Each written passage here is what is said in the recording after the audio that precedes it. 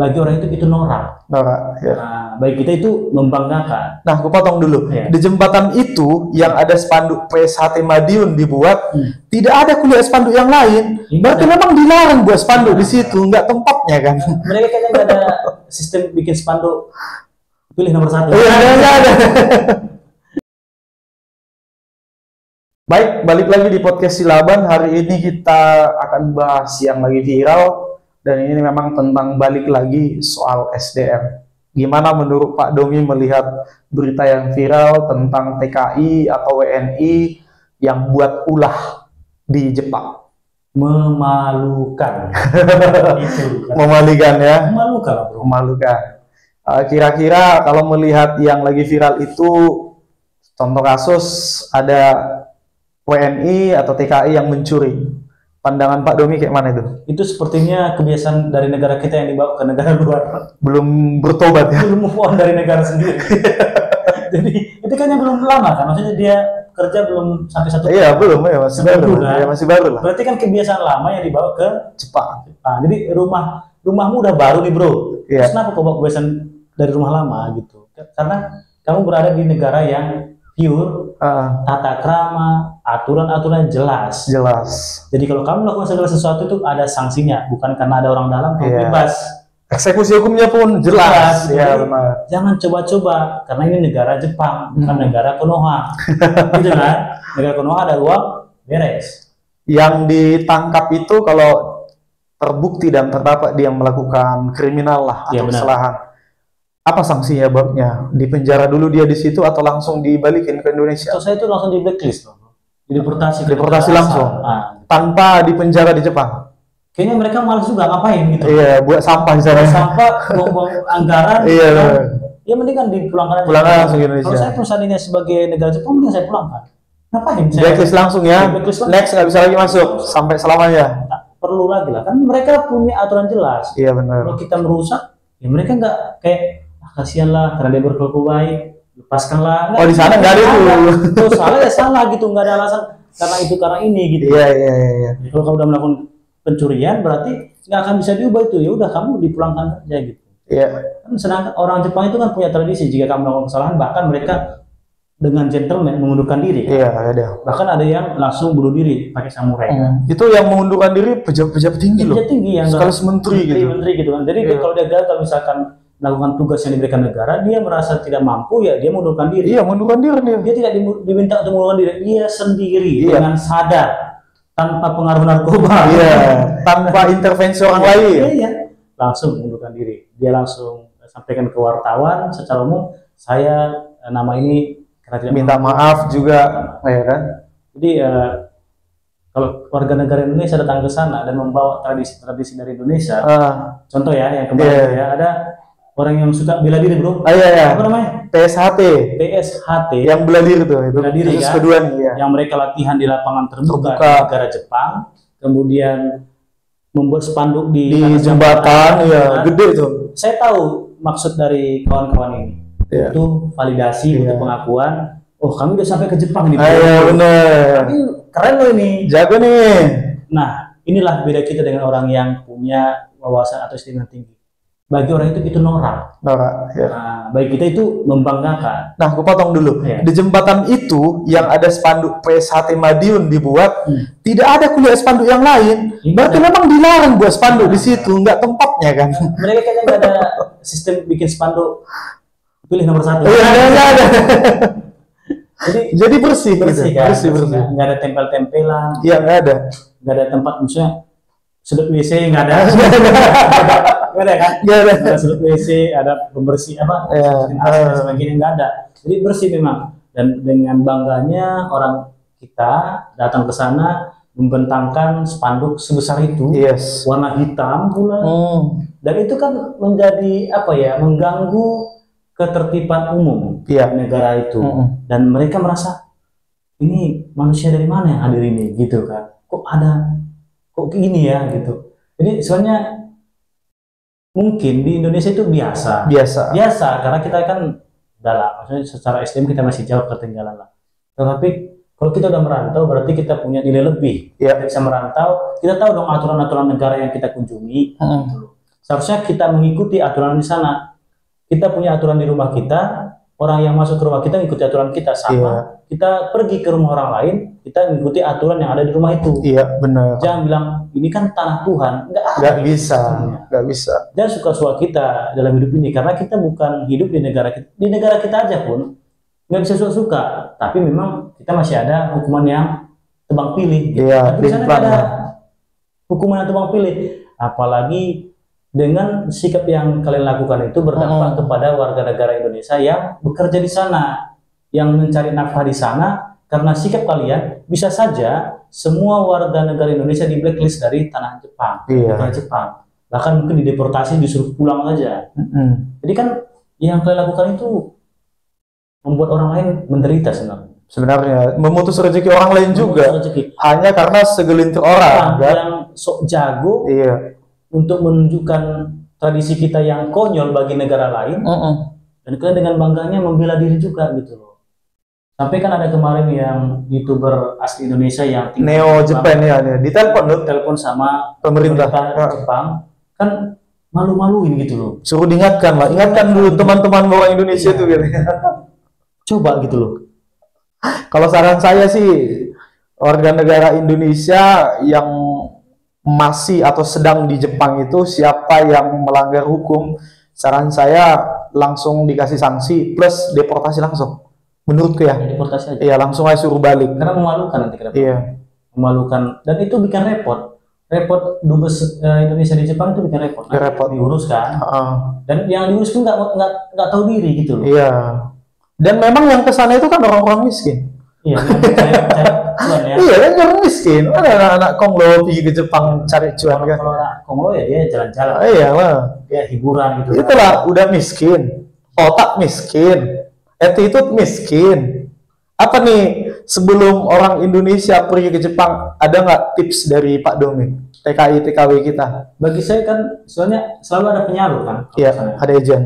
Dia harus dicek dulu kejiwaan yang ikut itu. Tes psikologis ya? Ya, cek kejiwaannya, juga harus dilihat latar belakangnya apa, apakah pernah melakukan kriminal. Dan memang harus dilihat sikap tingkah lakunya gitu loh. Apakah memang bisa mengikuti aturan, atau maaf kata kalau dia ngerokok sambil bawa motor terus dia ngerokok dibuang, nggak usah dibawa. Karena akan terbawa ke sana. Di Jepang itu nggak bisa sembarangan kita buang rokok. Nggak bisa. Ini di Indonesia ya kita saksikan sendiri lah. Dia bawa motor, kadang dia meludah kan. Sembarang. Puntung buang. Gitu. Dari mobil pun dibuang kalau di Indonesia. Jadi misalnya hal yang kelihatan sepele di negara kita biasa saja karena memang kita udah terbiasa dengan hal-hal yang seperti itu, tapi di negara Jepang kan enggak. Maka perlu memang dibuat kayak simulasi dulu, pembelajaran dulu beberapa bulan, dilihat ini anak bisa nggak benar-benar mengikuti aturan. Gitu. Kalau enggak ngapain dibawa? Jangan bawa ke sana lah. Jadi bagi penyalur jangan hanya berharap dapat duit dari mereka yang kerja sana potong berapa %, terus udah siapapun yang masuk kerja masuk. Tapi sampai sana buat ulah kan?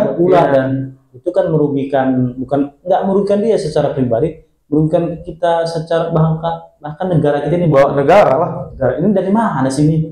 Negara Indonesia ya pantas lah. Oh kayak gini kualitas SDM-nya. Gini, maju gitu kan. Iya. Memang sangat-sangat riskan dengan hal-hal seperti ini. Kita nggak melarang orang untuk mencari rezeki ke negara lain, tapi tetaplah ikuti aturan-aturan yang ada di negara yang lain. Ya, saya pun kalau mau keluar negeri misalkan ada rezeki, saya harus tahu di sini tradisinya apa yang bisa saya lakukan, apa yang tidak bisa saya lakukan. Iya, kita harus mengikuti. Bila perlu, kalau misalnya membuat senang di Jepang ya, kita harus belajar budaya mereka. Contoh di situ ada karate, kita harus belajar karatenya. Jangan malah silat kita yang kita bawa kayak mau kita adu, kita yang nonjol, jangan gitu kan. Kemarin saya dengar itu kalau disampaikan oleh warga Jepang itu seperti ini jawabannya. Kalau kalian mau latihan, kan ada lapangan tertutup. Iya benar. Kan sewa lah itu. Iya. Tapi mungkin nggak ada duitnya. Itulah kan baik lagi kan. Iya, masih kismin kan. Ini kan mereka kan di tempat terbuka, itu. Bawa jembatan lah, di taman-taman. Kalau di Indonesia udah biasa kayak gitu. Bayar bebas. Senam pagi di lapangan. Gitu kan. Tapi di Jepang itu kan mungkin ada aturan-aturan yang kalau itu kan digunakan untuk kepentingan umum, jadi nggak bisa digunakan untuk kepentingan kelompok atau pribadi. Iya, nggak bisa. Ya kalau kamu joget-joget di situ senam pagi terus kamu bawa speaker kan mengganggu kan? Iya benar. Mengganggu orang yang lagi jalan pagi, Iya. yang lagi nyantai-nyantai bersama keluarga, tiba-tiba musik mengganggu, atau lagi kita karate kan Di tempat umum bilang, iya. Tapi memang memalukan sih. Nah itu kata-kata yang aku bilang tadi, yang aku dengar itu, aku baca itu di media sosial, bagi aku itu sangat memalukan warga negara Indonesia yang melakukan seperti itu, pencurian, terus kemudian memasang spanduk di jambatan. Iya. Untuk kedepannya ini sebagai pembelajaran untuk kita lah. Berubah lah ya. Jadi warga negara Indonesia yang berada di luar negeri, Jepang khususnya, ya ikutilah aturan di sana. Di negara manapun kalian lah, di Eropa mau di Amerika, di negara mana aja. Ini bagi aku sih miris sebenarnya. Iya. Dimana setiap warga negara Indonesia yang keluar negeri itu bukan sebagai profesional, tapi kerja sebagai karyawan. Buruh, iya. Buruh apa? ART. Jadi pembantu rumah tangga itu. Jadi sedangkan orang-orang luar ke Indonesia menjadi apa jadi? Tenaga profesional, konsultan. Iya itu jadi miris gitu loh. Ya dari situ nampak kan kualitas SDM kita ya. Jadi negara Indonesia itu mengirimkan tenaga kerja rendahan, sedangkan kebanyakan ya. Memang 1-2 ada juga sih yang profesi bagus. Yang bagus itu pun maaf kata dia nggak mau lagi ke Indonesia, dia pengen jadi warga negara di sana. Iya benar. Karena secara kebutuhan gaji dan untuk fasilitas hidup semua udah terpenuhi, sakit ada yang ngobatin, anak sekolah dibiayai negara gitu. Tapi kalau dia ke Indonesia mau dia S1 S3 pun ngikuti gaji UMK kan, gitu kan, ya ikutilah gajinya berapa, gitu kan, buat apa gitu. Sedangkan yang kaya siapa? Itu tadi ya ke sana kan. Jadi memang bagiku yang paling penting di itu adalah etika, tata krama, dan segala sesuatu yang diajarkan oleh agama ya, kalau kamu beragama. Ya. Kemudian yang diajarkan di sekolah tentang etika, disiplin dan sebagainya, itu harus kita tingkatkan biar kita bisa diterima di negara manapun. Gitu. Kalau tidak ya kita akan menjadi negara yang memalukan. Memalukan terus lah. Tapi ya memalukan gitu.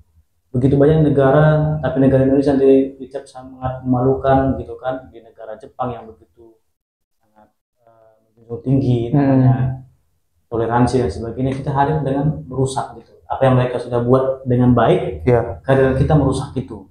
Dan efeknya apa? Maka negara itu akan menutup pintu masuk untuk kita. Iya. Takutnya nanti akan di blacklist ya, akan bisa lagi. Di visa mereka itu dilarang warga negara Indonesia untuk berkunjung ke Jepang. Iya. Jadi ya kita yang rugi sih. Iya. Kita nggak bisa belajar lagi ke sana, kita nggak bisa cari rezeki ke sana, karena bagaimanapun kita tahu negara ini tidak bisa memberikan lapangan pekerjaan yang dibutuhkan, sehingga banyak warga negara Indonesia yang merantau ke luar negeri untuk mencari pekerjaan dan kehidupan kan. Jadi jangan rusak dengan hal-hal seperti itu yang sudah baik ya. Sangat saya pesankan lah ya sebagai warga negara, jangan merusak, menjelekkan nama kita negara Indonesia di negara Jepang. Iya. Itulah ya. Iya, Bro. Jadi semoga ke depan ya masukan dari kita, ya aku berpikiran yang sama juga. Iya benar. Jadilah manusia yang berkualitas lah gitu. Jangan arogan, jangan anarkis, ikuti aturan dan norma hukum yang ada di negara dimanapun kamu berada. Mau di Jepang, di Eropa, di Amerika, ikuti. Jangan jugul, jangan nakal. Ikuti semua norma-norma agama, norma hukum, norma semua. Kamu ikuti.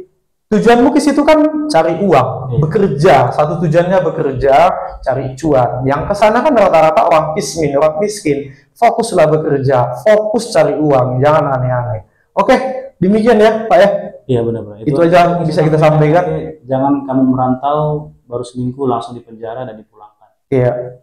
Kasihan orang tuamu. Malu. Semua negara, semua keluarga malu. Karena itu udah diberitakan seluruh negara. Sering media masuk, TV masuk, semua media sosial masuk. Sama lah pesannya itu tadi. Iya. Etika dijaga. Ya, tingkatkanlah value SDM kita supaya kita jangan buat malu ke depan. Nah, biarkan kami di Indonesia, di luar negeri, sama-sama menjaga kita. Oke, demikian perbincangan saya dengan Pak Domi Brasa. Salam dari saya Samuel Silaban, salam dari Kota Batam, Kepulauan Riau, Indonesia. Terima kasih.